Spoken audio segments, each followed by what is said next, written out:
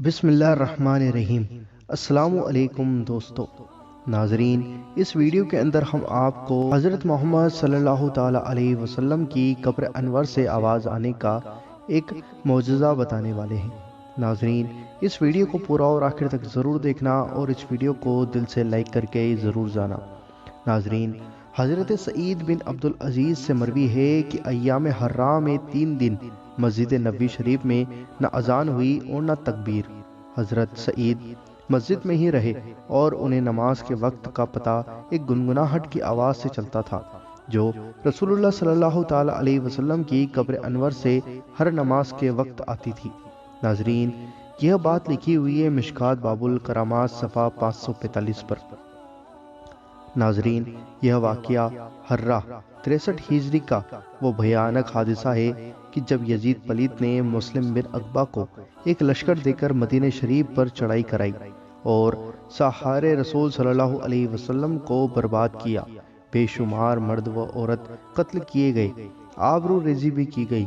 مسجد نبوی شریف میں مسلسل 3 دن تک اذان و جماعت نہ ہوئی۔ مشہور تابعی حضرت سعید دیوانوں کی طرح مسجد شریف کے ایک کونے میں رہتے تھے۔ یزیدی فوج نے انہیں پاگل سمجھ کر چھوڑ دیا تھا۔ یہ اذان و نماز کے وقت رسول اللہ صلی اللہ علیہ وسلم کی قبر انور سے گنگناہٹ کی آواز سنتے اور اسی پر نماز ادا کرتے۔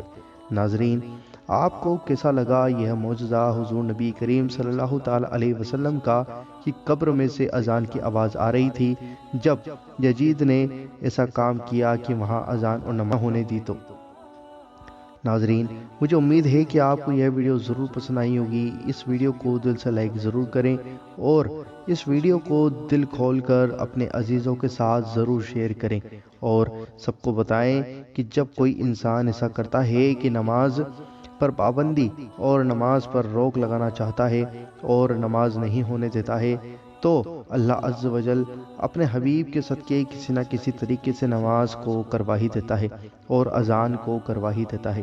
دوستو، یہ معجزہ رسول اللہ صلی اللہ تعالی علیہ وسلم کا ہے کہ آپ کی قبر انور سے اذان کی آواز آئی اور حضرت سعید بن عبدالعزیز نے یہ آواز سن کر نماز ادا کری۔